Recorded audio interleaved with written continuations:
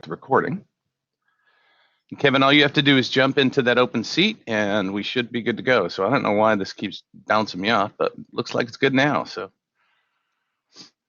But this is Blab. This is the way it works. So Kevin, if you can get that, it's an open seat, just go ahead and jump on with your headset and your cam and we're good to go. Hi, Anthony. Thanks for joining.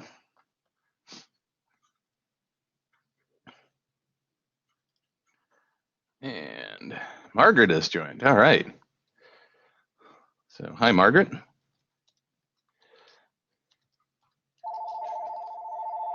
Oops, hold on, because this may be, I'll be right back. Is this Kevin? Yeah, hi, Kevin. How you doing?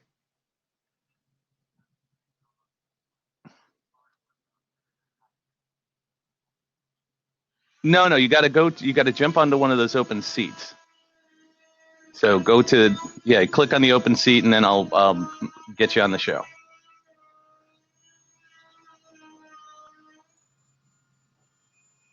No, this is live. This is, so yeah. So people are seeing me talk on the phone to you right now. That's okay. Yeah, so just jump on that open seat. It should say open seat, click on it, and then it should give you your camera and you should be able to talk and all that stuff. Okay. You could do the app. Well, actually, Safari's usually better, but if the app, the app makes it a little harder because it's harder to see the how to jump on.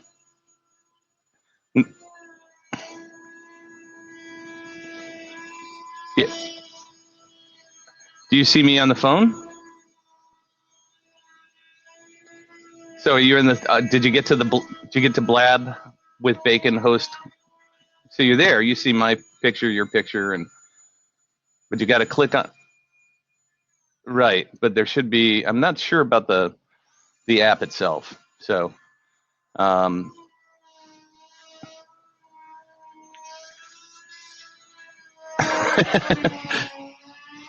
Sure.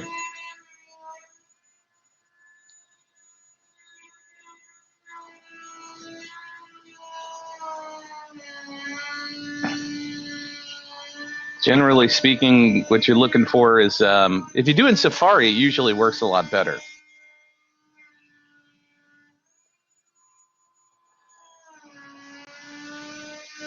Yep, I see that you just left.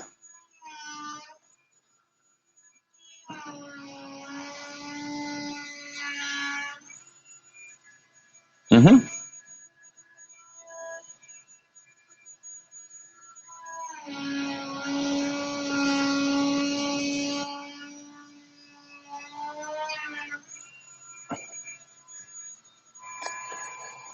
Mm-hmm. It said there's a go on air button on the app, is what Margaret's saying.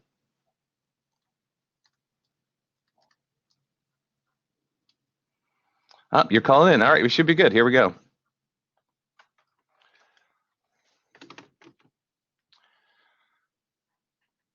All right, can you hear me?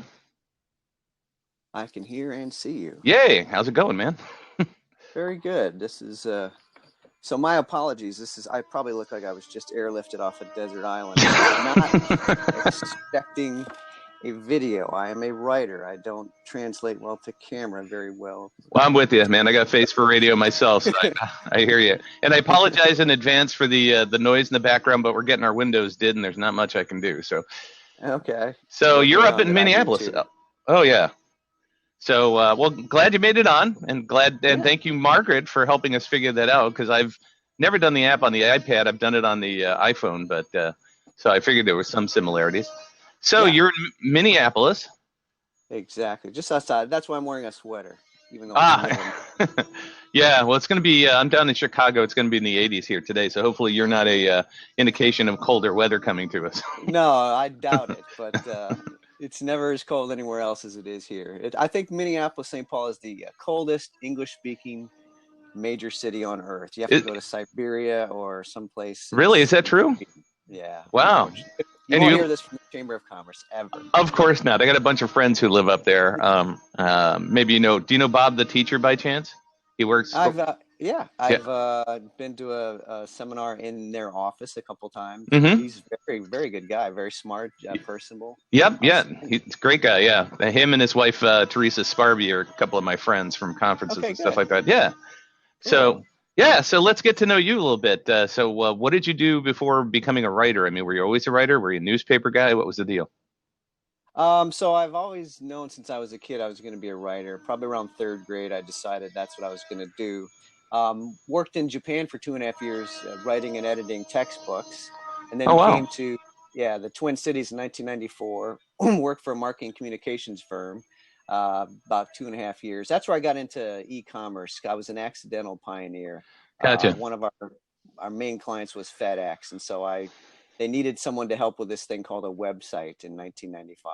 Mm-hmm. My title was webmaster, and I thought, Oh okay, wow. that's impressive. But what I was doing was helping them generate content and answer their customer support emails from 1995 to 1998. So it was like being a mechanic for the Wright brothers. I was hanging around with people who were just pioneers, super smart. And that's where I first got exposed to online marketing. I was actually doing it in 1994. I was hired for that position because my resume had an email address on it.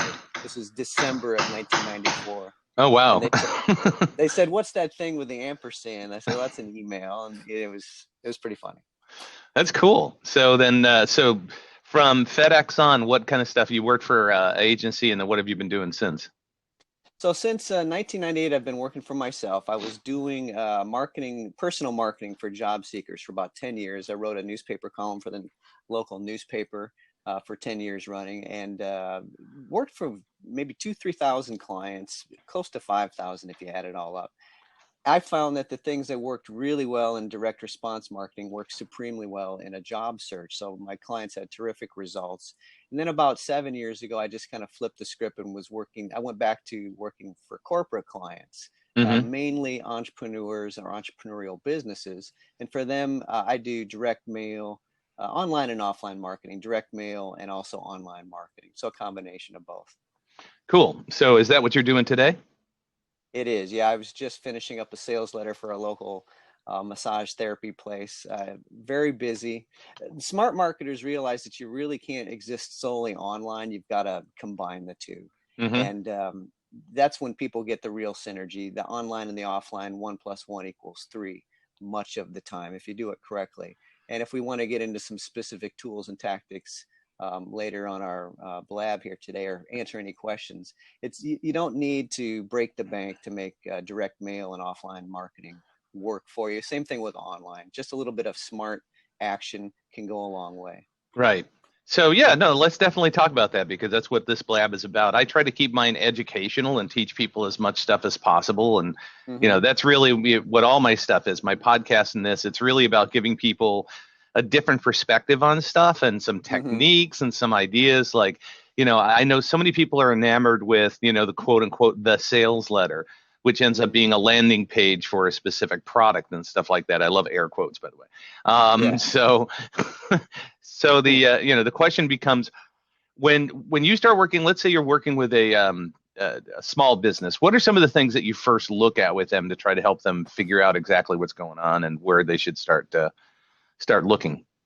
There are a couple of three leverage points that I like to look at. Where are you getting your leads? How are you getting your leads? Then how are you converting them, turning a lead into a paying client? And then the third area of leverage is how are you maximizing your profits? Do you have an upsell?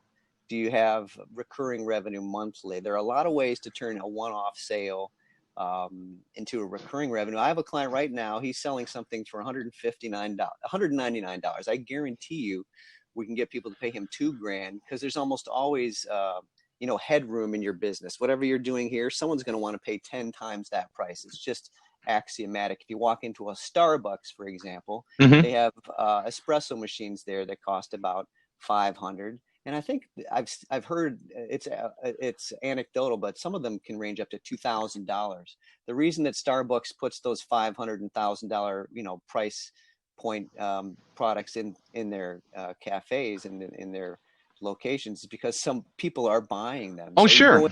you go in for a $5 cup of coffee. Yeah, a certain amount of people every day walk on a Starbucks making a $500 purchase. So it's the same thing with your business. You've just got to make that available to increase the economics. So those 3 points of leverage: where are you getting your leads? How are you getting them? Can you do that better? How are you converting leads into paying clients? Can you do that better? Almost everybody can. And third, how are you maximizing your profits by offering people a higher priced option, bundling, or recurring revenue? Those are 3 places where I start.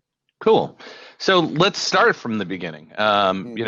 What is the first, when somebody's trying to create that funnel, because basically that's what you're talking about, is creating a sales funnel from, the freemium all the way up to, the high ticket price thing.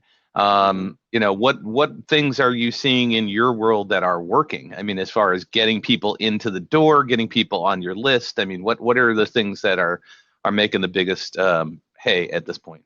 Well, for a lot of people, they get caught up in creating the perfect lead magnet, or Mm-hmm. the perfect widget, whatever you want to call it.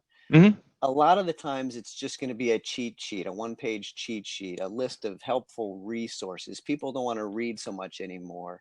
So I just advised a client with this last week. Just charge with a one-page, go through your email outbox, for example. Where do you find yourself answering a lot of the same questions? Right. Well, those are probably questions that a lot of people want answers to. So it can be as simple as a 5-page, 5 shortcuts to this, 5 secrets to that. In a lot of my copywriting over the years, I found that the word secrets just kind of outpulls shortcuts and tips Mm-hmm. and tricks. That's my experience. But Mm-hmm. five secrets to blank is kind of a template that you could use to create a lead magnet. And that's a good start for you. Mm-hmm. Now, always remember that if you can get people to give you their mailing address and start communicating with them offline, it's going to make them infinitely more valuable than if you're just having an online relationship. So what I do in my business, I have this thing called a client cloning kit, and you can download the thing. And I think it's 5 reports, Mm-hmm. oddly enough. But you can also, if you give me your mailing address, I'll mail the thing to you. And it comes in a tube with 2 red rubber caps at the end. It's impossible to stack any mail on top of a tube, so my thing Right. always arrives on the top. And no one throws the thing away. I get emails 1 and 2 years later. Yeah, I've still got this thing. I look at it. But all I'm doing is taking the online thing, printing it, and mailing it to people. So whatever you're giving away online, find a way to print and mail the thing, because a tangible item, it's going to get through their spam filter and it's not going to be instantly deleted. And I got news for you. A lot of people are reading your emails on their smartphone, and they may be in the toilet, frankly, or they could be doing the dishes. And you spend weeks slaving over the perfect lead magnet, and then someone just swipes their thumb and it's gone. That's the Right. reality now. So you've got to find a way to get tangible and meet people offline, and direct mail is the simplest way to do that. See, and I love that. I love the lumpy mail idea, and just basically taking, that's one thing I preach a lot is you're building assets. You're not building letters. You're not building things. You're building stuff that you can repurpose, things Mm-hmm. that you can use in different ways. And so I love the fact that you take it and you print it. Now, one of the um, limiting factors is that, as marketers, we're taught that less is more. If you ask somebody for just their name and their email address, you're going to get Mm-hmm. tons more people Right. to sign up than if you go in and ask them their mailing address and everything else, because they feel like even if you put up the privacy statements, I mean, they've been burned by the fill out your address at the entrance to the ball game, and then all of a sudden you're on telemarketing lists from all over the world because they Mm-hmm. sell that stuff. So Mm-hmm. how do you take them from being interested enough to give you a name and an email address to actually getting their physical address? Well, you can do it in 2 stages. You can have a downloadable lead magnet that's just email required, and that's what I do. You can just give me your email and get the thing downloaded, fine. And then the confirmation page says, just give me your full mailing address and I'll ship this to you today. People who don't give me the mailing address can still keep the email, and people who do give me the mailing address, they Mm-hmm. have thereby qualified themselves even more, and so they become more valuable leads to me. You always have to remember that. Not the whole Not everyone is your perfect prospect. You want to actually have people disqualify themselves. So if I have a guy sitting in his parents' basement in Afghanistan, God love Afghanistan, but it's not my market. And if he just Mm-hmm. wants the thing by email, fine, you can have it, but you're not as valuable as a multi-million-dollar business owner who lives 5 miles down the street from me. So I want to let people qualify themselves. And I also want to let people disqualify themselves. So it's just Right. as important to find out who's not your prospect as it is to find out who is your prospect, and letting people segment themselves by deciding, yes, I'll give you my mailing address, or no, I won't. That should be part of your lead generation. Cool. Awesome, awesome. So, all right. So now we got their email address, we've got their mailing address, we've sent them this, lumpy mail. What's next? What steps do you take them through? Well, of course, you need, the fortune is in the follow-up. It's a cliche because it happens to be true. And they say it takes 7 touches to turn a prospect into a sale. It could take 12. Well, that can be anecdotal, and that doesn't have to be. If you give a good first or second touch to the right person, you can close them that day or that week. So my first step is whenever I'm starting a new business or a new business unit, the follow-up system is critical. You've got to write follow-up emails. Typically, it's 5 to 7 to start, and they go out by autoresponder. And the easiest way to do this is if you've got a lead magnet that has 5 secrets to blank, well, there are your first 5 emails, secret 1, 2, 3, 4. You actually have to spoon feed your lead magnet to people by email because a lot of people will download it and forget it. So if you can just spoon feed and expand on the points, there are your first 5 or 7 follow-up emails pretty much done for you. You just have to explain and tell people what they just downloaded or how to use what they just requested by mail. So that's how I approach it. But it's however you do it, you need to have a follow-up system in place, and autoresponder emails are the easiest way to do that. If I can get someone on the phone, that's going to be even better. So for the right prospect, I'll actually look up their name and their business and call them and say, hey, this is Kevin. You just requested my client cloning kit. Check your mailbox. It ought to get there in a couple days. So if you can take the conversation offline as quickly as you can, and that's always going to speed things up for you. That's awesome. All right. So now I've heard 2 philosophies. You try to grow people into your high ticket price product, or you try to take the high ticket price product and kind of reverse engineer it down to the freemium. Do you have a philosophy that works better, or do you look at each client and say, okay, this is the way we're going to do it for each one of them? I just want to make sure that they have the whole continuum of, from $5 up to $5,000. As long as you've got that continuum in place, you're going to be better off than someone who's just got low priced stuff.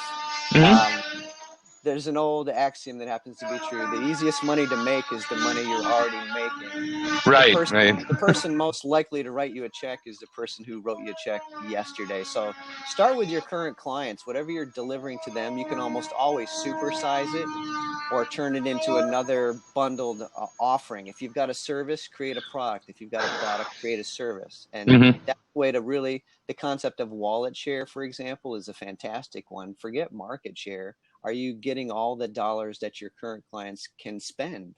That's how Disney approaches things. If you go to a Disney resort, they're going to try to wring every dollar out of you that you're spending for the entire time you're in Florida or California. They don't want you ordering pizza from someone off-site, for example. They want you to buy that pizza on their resort.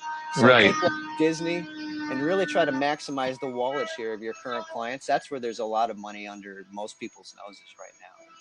Yeah, no, I love the wallet share thing. That's great. So as you let's talk sales letters. What are the key components in a sales letter that you look at that you make sure every single one has? Is there a sequence that you use? Are there steps? I mean, how does that work? Well, for a sales letter, whether it's online or offline, you need attention, first of all. There are a couple of different formulas. I always start with AIDA: attention, interest, desire, and then action. Attention starts with the headline. The headline is probably 80% of the value of any direct mail letter, whether it's a web page, landing page, video sales letter. I just wrote a script for a guy who sells dog food in Australia. And the opening of the video script is, hi, this is Robert. Oh, I've got a surprise, a solution, and a free gift for you if you stay tuned to the end. That's going to get your attention. You either want a surprise, you want a solution, you want a free gift, or probably you want all 3. So you really have to fire off your guns at the very beginning of any communication. If you're on the phone with people, your headline are the first few words out of your mouth. And if it's a written sales letter or a printed sales letter, the headline is, of course, the headline. Now, there are 1,001 ways to write a headline, but a good way a trick that I've used over the years is I go to Amazon, and anyone can do this. If you go to Amazon and look up books in your industry, read the look at the search inside function on Amazon, you can see the back cover of the book. A lot of those back covers are written by professional copywriters like me. They pay a lot of money, especially a New York publisher. They pay a lot of money for the copy on the back cover of a book because it's designed to make you open the book. And once they can get the book in your hands in the bookstore, you're more likely to read it. So the back cover of a book can often contain a little mini sales letter that you can just expand on. It's going to have a headline, it's going to have bullet points, and the call to action is, learn more or open this book. So if you're stuck for ideas, go read the back covers of books at Amazon, and that'll give you tons of ideas, starting with headlines. But really, a lot of those back book covers are miniature sales letters that you can emulate. Mm-hmm. And then keep going. So you got the headline. What's next? Mm-hmm. Well, you've got to get their interest. So there are a lot of, I'll confess, I like to appeal to negative emotions for people: lust, greed, envy, sloth. Those are the fear, seven deadly sins of writing. People, well, if you can try to convince someone to increase, to lose weight, right? Yeah, exercise and eat more. Those are things that is going to work, but not everyone wants to do them. It's much easier to say, why should the rich Hollywood stars have all the fun? You can enjoy guilt-free weight loss, with the grapefruit diet or the grape seed diet or the grape Kool-Aid diet, whatever it is. People just want shortcuts. It's just a fact of life. I didn't invent sins, but you can capitalize on them by people don't want improvement so much as they just want instant results. And so you're not going to master, this is some deep psychological stuff. The easiest way to get a handle on what is selling is to go look at the covers of, Cosmopolitan or National Enquirer. Those are some of the best headlines ever written. They pay those guys tens of thousands of dollars just to write some of those headlines and some of those stories. The cover of the National Enquirer and the cover of Cosmopolitan, those have got some incredible sales appeals. And they're really, truthfully, they're usually appealing to some of the 7 deadly sins. You just got to get used to that. And you might as well, as long as you're selling something that's ethical and that makes the world better, you can use negative appeals to deliver your positive results. There's no sin in that. But I always tell people, just go look at anything that's sold at the point of sale at a supermarket checkout. Those are things that are competing for attention with a couple of dozen other items. So anything that's sitting next to the cash register at like a Target or a national chain, those are proven impulse items that people are just buying without any thought. And especially be looking at the magazine covers. There are a whole bunch of sales appeals there that could make you a better copywriter in a couple of afternoons. So I love it. Okay, so first we have the headline, and then we write to the 7 deadly sins. Okay, now we have to create the D, which is desire, right? So how do we do that? So the desire can be wrapped around people. Everyone's got there's an old saying in copywriting, you want to join the conversation that's already going on in the mind of your reader. Everybody's got an internal dialogue going on. This is an idea from Robert Collier, by the way, back. He was writing back in the early 1900s up until the 30s, and he was one of the best copywriters ever. Everyone's got an internal dialogue. Your dialogue right now, Brian, is, I wish these guys would shut the hell up in the background, so because there's hammering and song, and God, I wish you would stop, right? So you've probably got a tension headache. At the end of this blab, you may go to your massage therapist, or you may crack open an old style, even though it's 9:30 in the morning. But noon somewhere, baby, everywhere. You've got stuff going on in your head. Now the people who've joined this blab are thinking, geez, it's Monday morning and I just don't have that many leads in my email inbox. Or boy, it's the middle of the month and I'm still where I was last month. And so everyone's got something going on in their mind. You want to kind of just piggyback on that. And the better you can do your research and know what your prospects are thinking, the easier it is to just kind of get in there and do some jiu-jitsu. So that's beyond the scope of this conversation, but an easy way to kind of join the conversation that's going on in the mind of your reader is to just work off the calendar. There's something going on every day, every week, at least every month that you can tie your promotion to. So right now it's May. We've got, Father's Day is coming up in June. It's near the end of May. I would be gearing up, 4 to 6 weeks in advance. There's a day for every nationality, every industry. And there's something on the calendar that you could use. So that's an easy way to start, is to just make your promotion timely, and people are going to think, yeah, I've got to get my, I got to get my weed killer down. It's almost June and the dandelions are popping up. So there's something on the calendar. That's Hmm. just an easy way to tie your offering into the desires, the secret inner dialogue that everybody has going on right now. Yeah, no, I tend to do that a lot, but I tend to do it like on the day, like National Garden Naked Day was a awesome Right. day to be able to promote stuff on Facebook. Okay. And basically it was pain avoidance because nobody wanted to see me garden naked. So, Yeah. if you buy, it's like the old one of my favorite magazine covers of all time was Mad Magazine, where they had the gun to the head of the dog and it's like, buy this Right. magazine or we'll shoot this dog. And, Exactly. so it's the same kind of thing. Yeah, I love that. And then so the ADA formula gets us to action now. So what happens with the action? So let me back up a bit to the three most important elements in any promotion, whether Hmm. it's online or offline. Number one is the list. Who are you promoting to? Right. Number two is the offer. What are you offering to give them for their time or money? And third is the creative. That's the clever wording or the layout. So when we're getting down to action, we want people to take action. The offer is paramount. You've got to give people an irresistible offer to get them to part with their time or their money. And I've always found that you just want to make an offer that's so good, people are think you're crazy. They're think I'm ripping this guy off. If the reader thinks I'm ripping this guy off, that means you've got a good offer. And I will often push my clients to do something that they think is crazy, and I'll have to actually frankly guarantee my work. I'm doing the promotion today for this massage therapy place.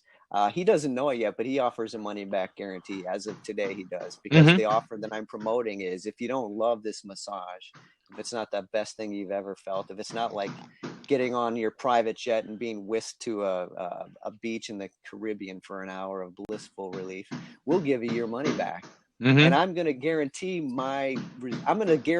my client that if you get dinged for a refund, come to me, I'll pay you the $50. And he's going to say, all right. And no one's going to refund. I can guarantee you that. But so many people are just so hung up on the pain of offering a money back guarantee. Hmm. It's almost, if you're doing anything any good, it's almost always not going to matter to you if you offer a money back guarantee, because if your sales are here Hmm. without a guarantee and they're here off the screen with a guarantee, and you have to refund this much, are you really going to care? Right, and, So and and there's another philosophy built into that too, which I learned a long time ago, is you should always offer 100% money back guarantee, because if you don't, you're going to get those secret people that are just going to go out there and get mad because they felt like they were taken advantage of, and they're going to spread absolutely. all this negative mojo in the world, where if somebody can get their money back, then they can't really go out and complain and take your money too, or your Yeah. time. So it basically helps you make sure, first and foremost, it breaks down a barrier to sale by offering that money back guarantee. So like you said, off the change, it goes off the charts. But the Right. second thing is that you're avoiding that person being out there poisoning the water for other people potentially who might be your clients. So Hmm. it's an almost an invaluable tool. So I agree with you I 100% on that. And that's just one part of an offer. But to go deeper on guarantees for just a second, and we can loop back to offers if you Hmm. want. But a Sure. guarantee, I have a guy locally. He has a garden.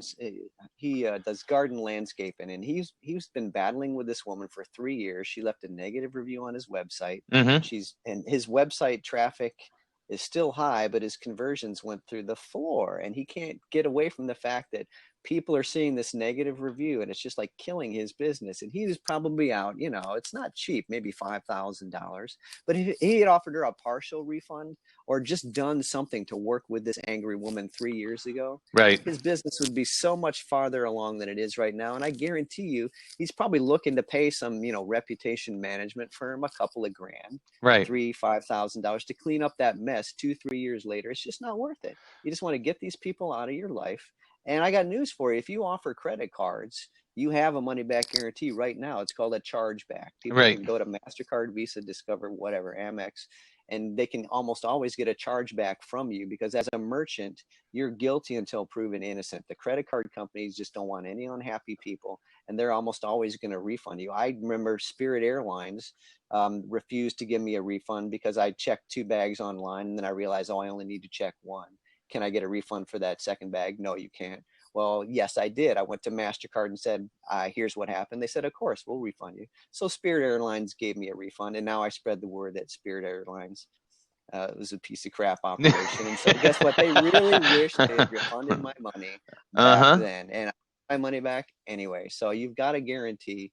You just don't know it. You might as well capitalize on the thing. Yeah, So I no. can go long and deep on guarantees. It's Oh, something I've written and talked about for almost 20 years. yeah, see, I love it. And yeah, one of my favorite hashtags is Comcast sucks, because they got people that actually watch that, review it, and they'll get in touch with you like that. Because if you can't, I mean, there have been times where I've had to call 5 times to get people to fix a problem. If you just put in hashtag Comcast sucks in Twitter, you get immediate reaction.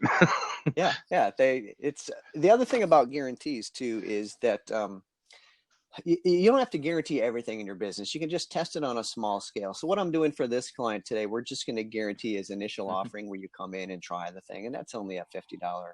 Um, it's not even 50, it's 49. He can Hmm. afford that. And I'm going to offer to pay it for him because I'm confident he's never going to have to fulfill it. Now, Right. the rest of his operation is his business. I would say offer a guarantee across the board, Hmm. but just find a way to guarantee something that you're doing. And again, the test is, does it scare you? Well, that's good because it probably scares your competitors and they're probably not offering it. So if you want to step out and do something different, yeah, it's going to require a little bit of getting over some fear. Hmm. And a starting point of fear for almost every business owner is giving the money back. So find a way to do it that doesn't kill you, and you're probably going to be onto something.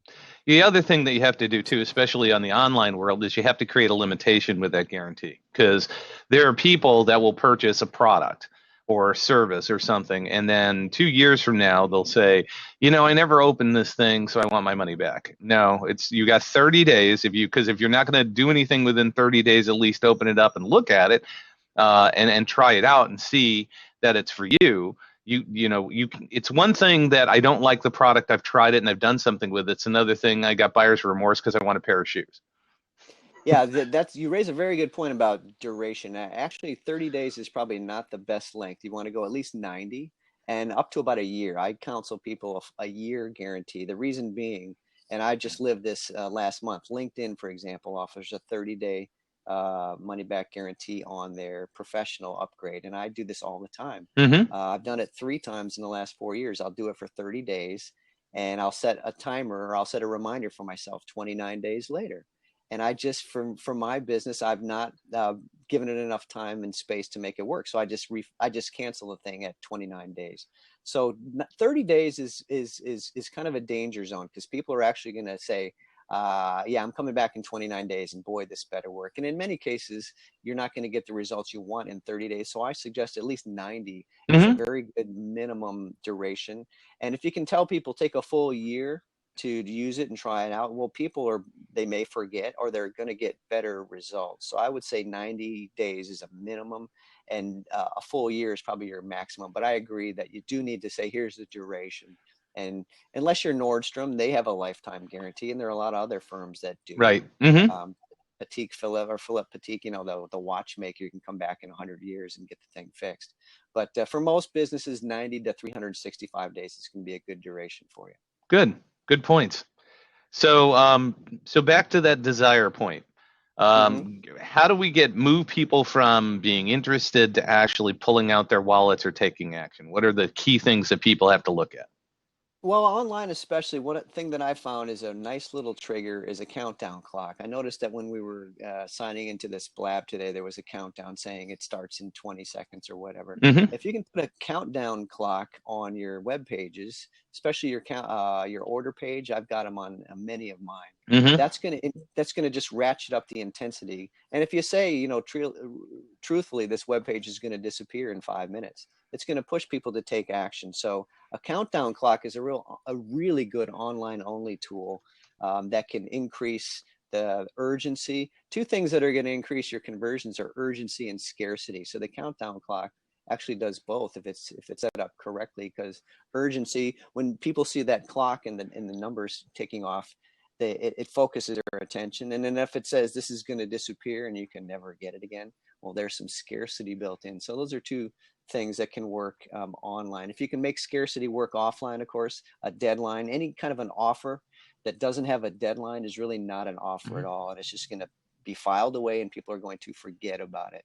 So urgency and scarcity are always going to increase your conversions See, and by ratcheting up the desire. And you in Minnesota have created the what I consider to be the king of urgency and scarcity, and that is Kohl's, because they get you into an endless loop of, Right. okay, you got a 30% off coupon that shows up in your mailbox, and then you go and you buy this stuff, and then they ship it to you, and then they give you $50 Kohl's cash that you have to use the next week, and then it's one after the other after the other after the other. They have embodied just about everything you've said. you know, Exactly. yeah. So they are so good at it because they keep you going. And then last week, I don't know if you saw the Chewbacca girl who bought the Chew. Oh, you got to check it out online. It was a woman who bought basically it was a toy. It's a Chewbacca mask that when you open the mouth and stuff like that, it actually makes the Chewbacca sounds. She put it Wow. on in her car with her cell phone and just started laughing and did this live on Facebook to the point that Kohl's sold out of millions of Chewbacca masks within a day. Wow. And Wow. then they took advantage of that and showed up at her house and brought her kids a couple of those plus more toys and basically videotaped that and put it up online for goodwill. So there's That's brilliant. yeah, it's totally brilliant, but it's just an example of if you haven't seen it, you got to check out that video of just look up laughing Chewbacca. I can't even remember what it is, but it was all over the place. I like it. Well, yeah. And you see, there's always a limit. You can always say supplies are limited. I mean, truthfully, there's not an endless supply of anything. hmm Um, time, paper, money, real estate, it's all limited somehow. Right. But yeah, if your Chewbacca stuff runs out and everyone wants, it's like there's always every year, right, around Black Friday, hmm around Christmas time, there's always a toy that's going to run out. Right. And the more the supply is limited, the more the desire goes up. People just want things that they can't have, hmm and they're going to spend. That's why auctions work so well. At the end, if you're looking around and that guy's going to get it, you're going to bid. It's an illogical amounts of money change hands at auctions Right. because of the scarcity factor. So scarcity and urgency are two ways to ratchet up the desire for anything that you're selling. hmm Yeah, that's what made eBay work. Yeah. Yeah. And, right here, we're only going to go for another, 22 minutes or so Right. max. So I see hands are being raised and there are probably people have questions. And because they've got to get their questions in or they want to get their comments in before we Right. run out of time. So Well, time it's a great limiting factor. that was a great transition. Hey, there's an open seat, Ron. And Margaret, if you want to jump on, if you got any questions or just have any comments or we're getting some great knowledge bombs from Kevin today. So if you got any questions, you can type it in as a question in the message window. You can jump on the open seat. Otherwise, we'll just keep rolling. But we'd love to have you jump in because that's what Blab is all about. It's about community. So you can't look any worse than I do. I don't care where you are. I had a brain cramp and misunderstood Brian's invitation to this, and so I want to apologize to everyone who has to see me as Castaway Kevin. Hey, it's all good, man. Gilligan's Island. Yeah. It's the beauty of Blab. You don't have to put on the makeup. You don't have to have the perfect lighting. Just as long as you can be seen and be heard, and you got that. You look like a writer with the the 8 o'clock shadow, and I mean 8 a.m. shadow. All that stuff. 8 day. Yeah. 8 day. There you go. 8 day shadow. It's awesome. So go ahead. Yeah. Did you get my paper email by chance? Did I? Yes, I did. I did get your paper email, and I actually took a picture of that and put it up on Facebook, saying this person really wants to be on my podcast, just to show it was different. So I thought that was very different. That's why I invited you on the Blab, because normally, I mean, I get the thing about doing a podcast, especially one that's well known, is you get millions of people coming out of the woodworks through a lot of agents. So these agents will come on and they just keep pitching and pitching and pitching and pitching people. Yeah. And the thing is that, they're trying to get their people on your show to sell their crap, where I'm trying to get people on my show to do some exposure for them, but also more importantly, to educate my peeps. That's the whole purpose of it. That's one of the reasons why I do Blab first, because I want to know, like, and trust you. Now I know, like, and trust you enough to say, and then in my head, I can see the flow of the show and what we're going to talk about, because it's a 10-minute, 15-minute podcast. This being an hour, now I've got a sense of what we can do in 10 minutes or 15 minutes that's going to really be beneficial. A lot of the people I have on my show, I meet at conferences. And these are speakers that have, really nice audiences. I've seen them speak. I understand their unique selling proposition. So, you sending that lump email again, was copy of an email and a letter, which I thought was really cool. Opened up this opportunity. So yeah, definitely. Yeah, and I would like to explain that and be fully transparent and share that idea with Sure. folks if you don't mind. I Go mean, for it. we've Yeah, it was got the unique. time. So at the beginning, I was saying that, direct mail is very intimidating to a lot of business owners. They think it's expensive, it's time consuming, and I get that.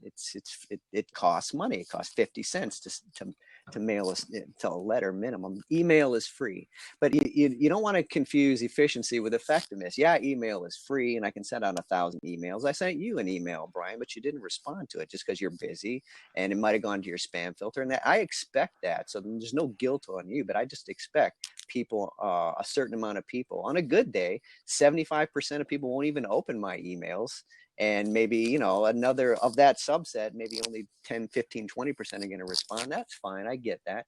So I do this thing called a paper email. I will print my last email to you, the one that you didn't respond to, and I'll do nothing more than give it the headline that says paper email. At the introduction, it may say, hey, this is a copy of the email I sent you, 2 days ago. I know you're busy. Could you reply?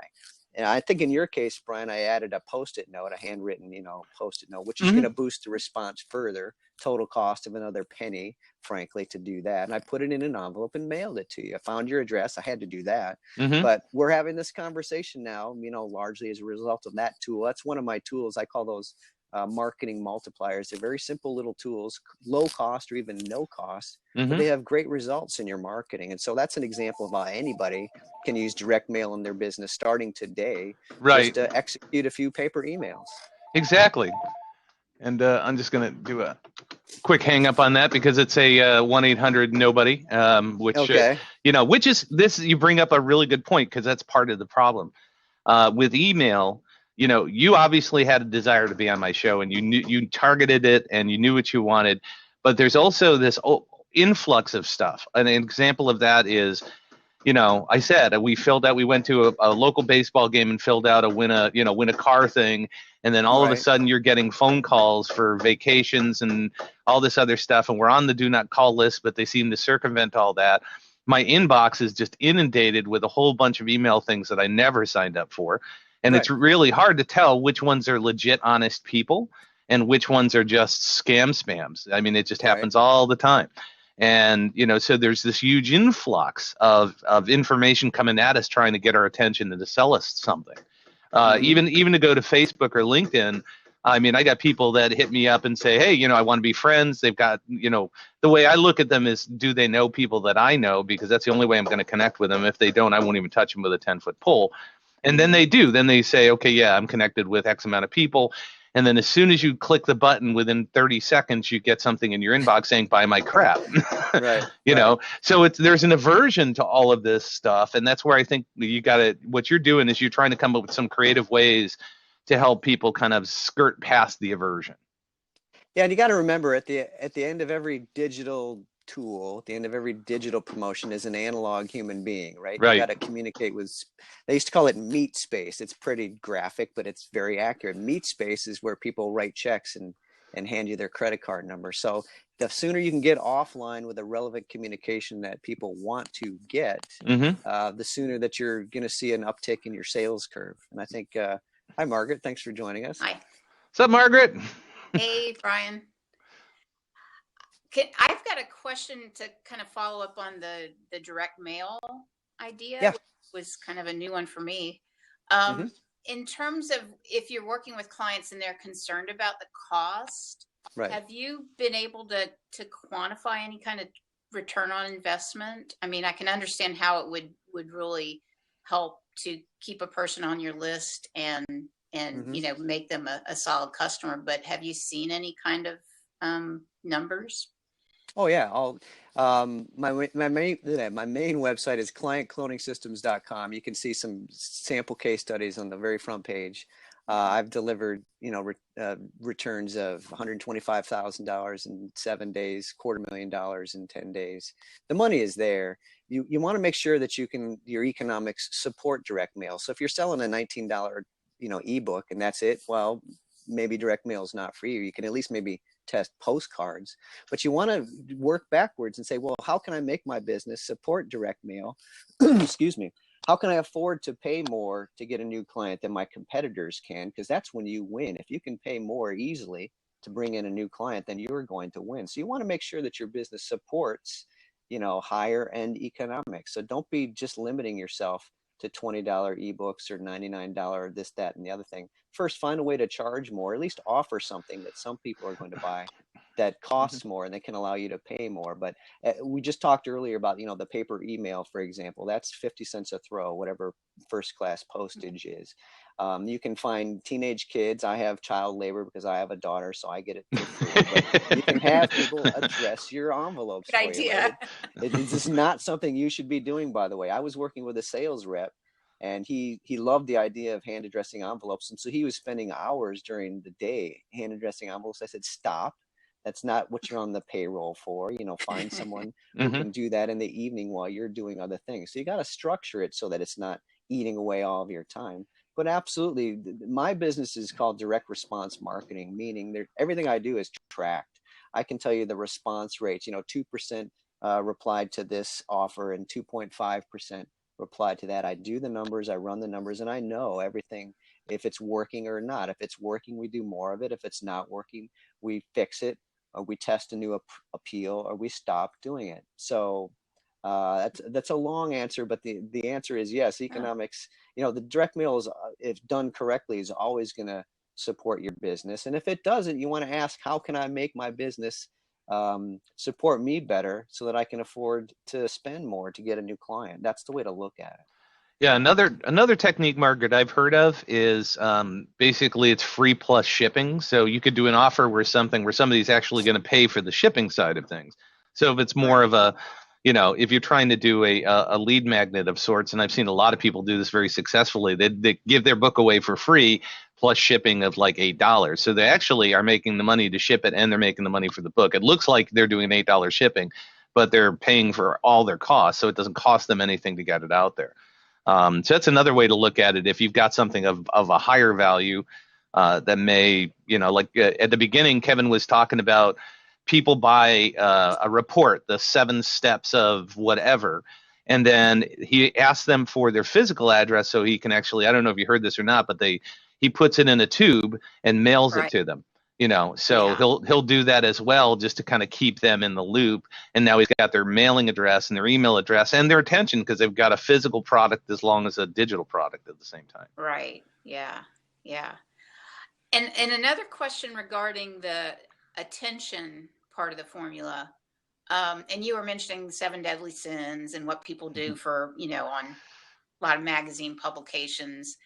Mm-hmm. In terms of gearing that towards your specific niche audience, and I guess modifying it, because what may get lots of people's attentions in the grocery aisle may turn some people off.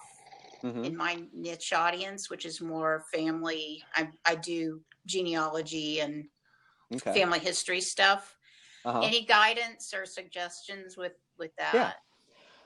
So in genealogy, there's an ad that I've been seeing online. I believe it's, the surprising secrets of your family past or something like that. I just gave you a headline. Yeah. So be watching what shows up in your mobile phone feed in terms of the ads that appear alongside the articles you're reading. Just keep your eyes open and just tell yourself, I'm going to be looking for who else is advertising to my market or a similar market, and just be looking for appeals. If you have your antenna up and your eyes open, you're going to see other people advertising. You just need to change the headline just a little bit. You can't copy the whole thing. But, I've been seeing what's in your family history or the secrets of your family history. So for you, I would suggest go to Amazon, find out the top 10 best-selling books on genealogy, read the back covers, and also read the book reviews. See why people bought those books and whatever problems they solved and were happy about, and they wrote a 4 and a 5-star review. Make a little text file of all the appeals that made people happy after they bought the books, and then look at the 1 and 2-star reviews and find out what really ticked them off, what was missing. And your headline template can be how to blank without blank, how to benefit without negative result. So Amazon is your go-to place for quick ideas, but just keep your eyes open and your antenna up, and you'll find appeals. They'll start appearing now that I've just told you about it. Oh yeah, that's a good point. Thanks. You're very welcome. I'm going to see y'all later. Yeah, okay. Thanks, Mark. I think Brian's still there. He hasn't been muted by the chainsaw. Yeah, no, I just muted myself to try to kill it. So Good. yeah, I was trying, How but about you can mute yourself, Brian, and I'll talk for you. yeah, just go ahead and just keep talking. So thanks, Margaret, for joining in. Hey. So if anybody else has any other questions, yeah, except they're chainsawing my windows right now. So anybody else want to jump on, because we got a little bit of time for questions? That was great, Margaret. Thanks for coming on and asking some questions and stuff. And this is great, Kevin. Obviously, people are listening and getting some good takeaways. So I want to repeat something I said earlier about it. Now that we talked about the paper email, that's an easy way to make direct mail work for you. And start with, again, another way to make direct mail work is whatever you're offering for free right now as a download. Find a way to print and mail the thing.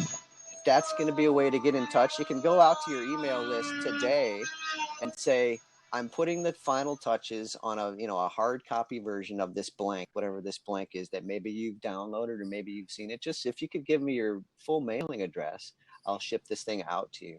And you want to set it up intelligently so that you're collecting these mailing addresses on a web form, or maybe you can afford, you have the time to compile them onesie twosie. But if you can just ask the people who are already in your world for their mailing address and just offer to print and mail them something that they may have already downloaded, they're going to appreciate that. And those people have just raised their hands and said, yes, I trust you. I'm interested in this. Those are all prospects. Those are all, warm leads for whatever you're selling. So you can go reactivate your email list today just by offering them a printed version of something else that you've already delivered. Yeah, and you're getting some good multiple touches out of that. And one of the things that I would suggest, which a lot of people don't even think about, is you can create a web form in, say, whatever email program you're using, Aweber, that actually has all of those in there. But when you do the initial, you just show the name and the email address. Exactly. And so all that stuff can be there, and all you do is ask them to go update their info in whatever you use, Aweber or Constant Contact or MailChimp or what have it. And that way now you can have them actually keep all that information in one location rather than spreading it out, because I'm all about efficiency when it comes to that stuff. So there's a suggestion for that. So that's great. So we got any more questions, guys? Anybody want to jump in? We got a couple more minutes that we want to give you guys the opportunity to jump in and say hi, or just answer some questions or whatever you have. Or Kevin, if you've got another, here we go. We got somebody coming in. And Debbie. All right. Hey, Debbie. She's taking the picture of us. Whoops. Hold on. That's all right. That happens. No problem. Sure. Hi, Debbie. Good morning. Yeah, we can hear you. I was trying to get on my computer because I think I'd get a better... Yeah, I love those headphones that they're designed that it takes 30 seconds to untangle. Right. And now look, this little thing came off. Oh no. Damn, I was ready. I just didn't want to lose you guys because hi. There you go. I'm so sorry. Hi. That's okay. Made for entertaining TV, Debbie. Oh, I know. Exactly. Anyway, so I think, Kevin, you were talking about the whole thing, going and reading the top books at Amazon and reading the reviews, or reading the Times, or the Washington Post or something like that. But I think that's brilliant. That's absolutely brilliant. I never thought about that, because then you can really get research, it. Yeah. Oh my God! Research. And you could. I don't know if you've ever sat in one of those focus groups. I had to endure a couple, and they're useless. You sit in a room for 3 hours. Some bossy person like me ends up taking over the whole discussion, and the other people just kind of sit, and you pay $1,000 and you get useless information, ideas that don't mean anything. But Amazon is a paid focus group. The reviews, all those people paid to buy a book or to buy a product about what you're, something similar to you. So all that information is really valuable market research. The reviews, the comments, and of course the back covers of the books themselves, which are written by professionals. So yeah, it's a real happy hunting. That's amazing. Yep. Brian, question? What is going on in your house? He's got killer bees. Do I have a question? He's muted himself, so we won't be drowned out. So yeah, Debbie, do you have a question? Yeah, sure, I do. I'm a filmmaker by trade. And I've done lots of different sort of videos. I've done broadcast television. I've done tons of fundraiser videos and stuff like that. So, I know sort of the development game and, what you want the video to really target and stuff like that. And I'm more of a boutique. But anyway, there's two things that I'm exploring. I've got two subject matters that I'm really interested in. One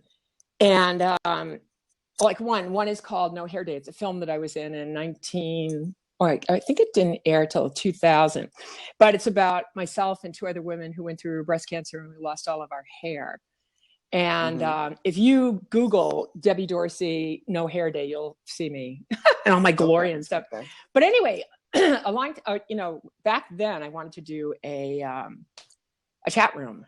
Not a chat room. I wanted to do a radio show, and I had a really hard time trying to find a place where a support group for women, especially that are going through breast cancer. So and I've been studying and been in social media for a long time, and I was an early Viner. And Blab reminds me a little bit about the early days of Vine, because Vine was great. Vine was fabulous. Now it's like, oh God, I don't know. It's not as good.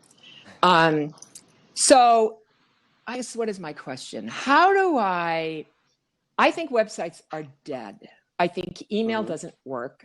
I think that you've got to treat social media like you're at a cocktail party and you're chatting and getting to know people. And because for me, we had a business for years called Cambridge Studios, and I sat for 1 year and did cold calls. None of them worked. They never worked. It's really that contact, that you make, that's gold, and reaching out. And I have a friend who's on Facebook. I don't like Facebook either, but he's on Facebook and he's always broadcasting, but he's never responding. He's not into the social. So how do I do this? What do you have for advice? I mean, Amazon's brilliant. Well, for your film, so you're looking to promote your film studio, and we have just I think what I'm going to do, I think the best thing for me to do is to we were in co-production with WGBH, and they owned it for 7 years. Now I own it, and I want to put it out. I want to sell it. I mean, basically, want to sell it, but I'm not sure if people will buy it. They might, but I think more public speaking. I think I'd like to do more of public speaking, but I don't know. Okay. Well, a good way to start, so you got a lot of potential irons in the fire, is to really come up with a short survey, maybe 5 to 10 questions, and go out to the people in your network and tell them what you just told me. I'm looking to sell this thing.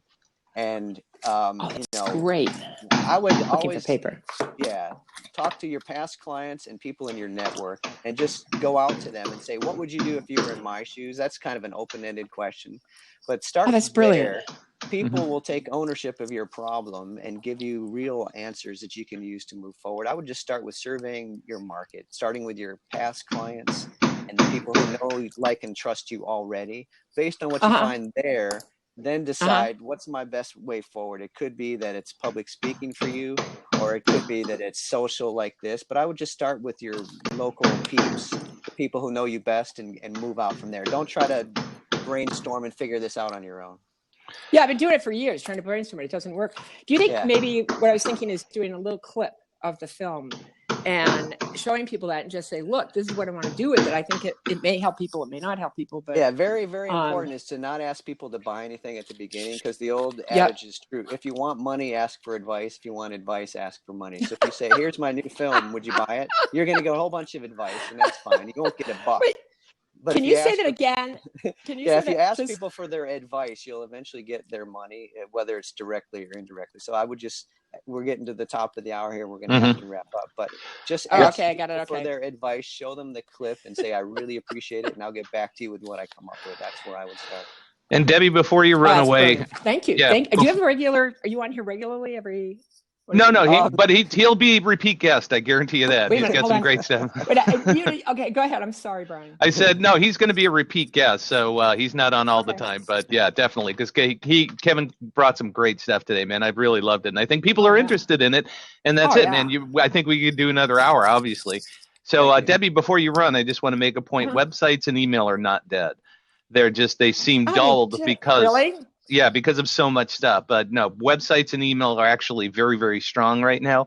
Think of, and I have a brand new book coming out called The Bacon System, and it talks just about this, that websites are a home base, that you could put those clips to drive people to using email, lump email, social media. It's a place for you to house your assets. So don't think of it as dead. You have to think of it differently. That's a good point. So guys, I'm going to have to jump here in a little bit because somebody's calling me for a conference call. But so I'm going to have to end it. But thank you. No, thank you. Thank you, Kevin and Brian. I'll jump off. Kevin, I'm gonna call her back, but before we do this, I wanted to let people know how to get a hold of you. So what's the best way for them to get your information? The best website to visit is marketingmultipliers.com. It's www.marketingmultipliers.com. There's a free box of tools that people can request there and actually ship it to them by US mail. So marketingmultipliers.com is the best place to go. Awesome, dude. Hey, this was a lot of fun. I really enjoyed having you, and I would love to have you on again. And I'm definitely going to get you on the podcast as well. So I think you bring a lot of cool ideas to the table, and I think a lot of people got a lot out of this. So, man, we could talk literally for another hour, don't you think? Yeah, a couple. We'll make it a regular series. Sounds good, man. All right. Hey, Kevin, man, thanks so much for joining me, and thanks for going through the technology changes and challenges and all that stuff. And yep. All right, man. So we'll talk soon. Thanks everybody for showing up. This will be in Blab with Bacon. There'll be a replay, and I'll have it up on Facebook, and you can go to Blab with Bacon later today and actually see the replay. So, and hear all the house noise. All right, man. Thanks, Kevin. Good talking with you. We'll talk to you soon. Take care. Bye. Bye-bye.